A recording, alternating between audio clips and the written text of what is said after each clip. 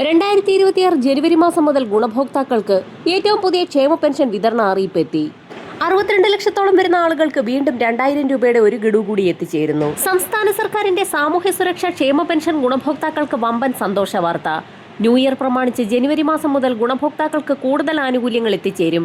Christmas വിതരണം സംസ്ഥാനത്ത് അവസാന ഘട്ടത്തിൽ എത്തിയ സാഹചര്യത്തിലാണ് ന്യൂ ഇയർ പ്രമാണിച്ചുള്ള വിതരണം നേരത്തെയാകുമെന്നുള്ള അറിയിപ്പുകൾ പുറത്തു വന്നിരിക്കുന്നത്.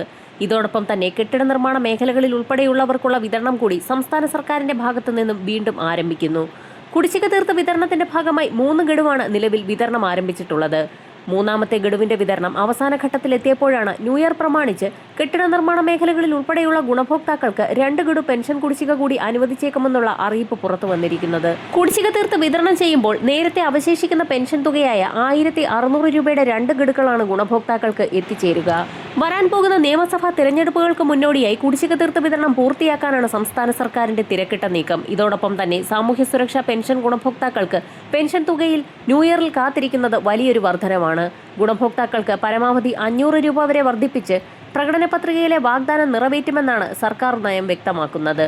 വർദ്ധിപ്പിച്ച പെൻഷൻ തുകയടക്കം വിതരണം ചെയ്യുമ്പോൾ സംസ്ഥാന സർക്കാരിന്റെ മാനദണ്ഡങ്ങളും കൂടുതൽ കർശനമാക്കിയേക്കും. സമൂഹത്തിലെ വിവിധ മേഖലകളിലുള്ളവർക്ക് അവരുടെ ജീവിതത്തിൽ വലിയ ആശ്വാസമാകുന്ന പ്രതിമാസം ലഭിക്കുന്ന പെൻഷൻ ജനുവരി മാസം മുതൽ മുടങ്ങാതിരിക്കാനായി വിവിധ മാനദണ്ഡങ്ങൾ പൂർത്തിയാക്കേണ്ടതുണ്ട്. സർക്കാർ ജീവനക്കാരുൾപ്പെടെ ഈ ആനുകൂല്യം വാങ്ങുന്നവരാണ്. ഈ പെൻഷൻ യഥാർത്ഥ ഗുണഭോക്താവിന് തന്നെയാണ് ലഭിക്കുന്നതെന്ന് സ്ഥിരീകരിക്കാൻ എല്ലാ പെൻഷൻകാരും എല്ലാ വർഷവും ലൈഫ് സർട്ടിഫിക്കറ്റുകൾ സമർപ്പിക്കണമെന്ന് സർക്കാർ ആവശ്യപ്പെടുന്നുണ്ട്.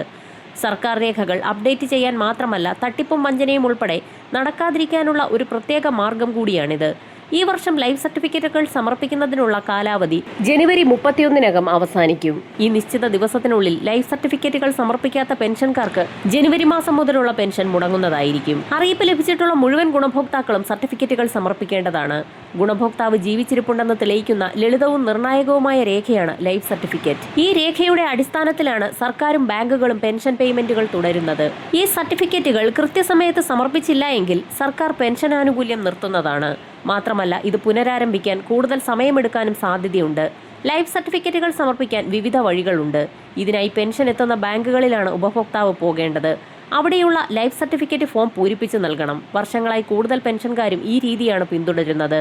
വ്യക്തിഗത തിരിച്ചറിയൽ രേഖയും ആവശ്യമായ വിശദാംശങ്ങളും പരിശോധിച്ചതിന് ശേഷം ബാങ്ക് ജീവനക്കാർ സർട്ടിഫിക്കറ്റ് സ്വീകരിക്കുകയും ഇക്കാര്യം സർക്കാരിനെ അറിയിക്കുകയും ചെയ്യും.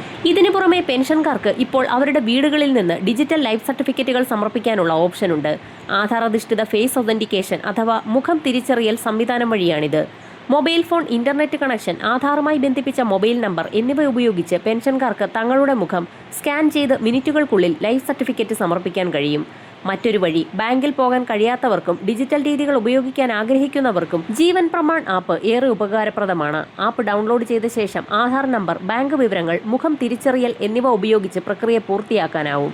ആരോഗ്യ പ്രശ്നങ്ങൾ മൂലമോ പ്രായാധിക്യം മൂലമോ ബാങ്കിൽ പോകാൻ കഴിയാത്തവർക്ക് ഏറെ സഹായകമാണ് വാതിൽപ്പടി ബാങ്കിംഗ് സർവീസ്. പല ബാങ്കുകളും ഇന്ത്യ പോസ്റ്റ് സർവീസും ഈ സേവനം നൽകുന്നുണ്ട്. ബാങ്ക് ജീവനക്കാർ പെൻഷൻകാരുടെ വീടുകളിലെത്തി ബന്ധപ്പെട്ട തിരിച്ചറിയൽ രേഖകൾ പരിശോധിച്ച് ഫോമുകൾ പൂരിപ്പിക്കുകയും അവ സിസ്റ്റത്തിൽ അപ്ഡേറ്റ് ചെയ്യുകയും ചെയ്യും. സഹായം ഏറ്റവും ആവശ്യമുള്ളവർക്ക് ഈ സൗകര്യം ഏറെ വിലപ്പെട്ടതാണ്. ചിലപ്പോൾ ചിലർക്ക് ലൈഫ് സർട്ടിഫിക്കറ്റ് കൃത്യസമയത്ത് സമർപ്പിക്കാനാകാതെ വരികയും ഇതുമൂലം പെൻഷൻ നിലയ്ക്കുകയും ചെയ്യും.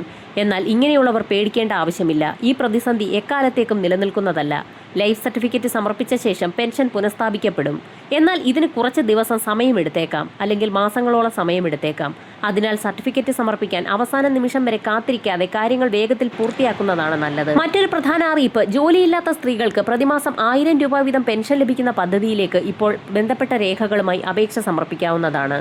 പദ്ധതിയിലേക്ക് അപേക്ഷിക്കാൻ മഞ്ഞ, പിങ്ക് റേഷൻ കാർഡ് ഉടമകൾക്കാണ് അർഹതയുള്ളത്. തെറ്റായ വിവരം നൽകി പെൻഷൻ കൈപ്പറ്റിയാൽ 18% പലിശ സഹിതം തുക തിരിച്ചു പിടിക്കും. 30 മുതൽ 60 വയസ്സ് വരെ പ്രായപരിധിയിലുള്ള സ്ത്രീകൾക്കും ട്രാൻസ് വിമൺ വിഭാഗത്തിലുള്ളവർക്കും അപേക്ഷിക്കാവുന്നതാണ്. വിധവ, അവിവാഹിത, വികലാംഗർ എന്നീ വിഭാഗത്തിലുള്ള പെൻഷൻ വാങ്ങുന്നവർക്കും സർവീസ്, കുടുംബ, EPF പെൻഷൻ കൈപ്പറ്റുന്നവർക്കും ആനുകൂല്യം ലഭിക്കുന്നതല്ല. വരും മണിക്കൂറുകളിലെ സർക്കാർ അറിയിപ്പുകൾക്കായി ചാനൽ സബ്സ്ക്രൈബ് ചെയ്യാൻ മറക്കാതിരിക്കുക.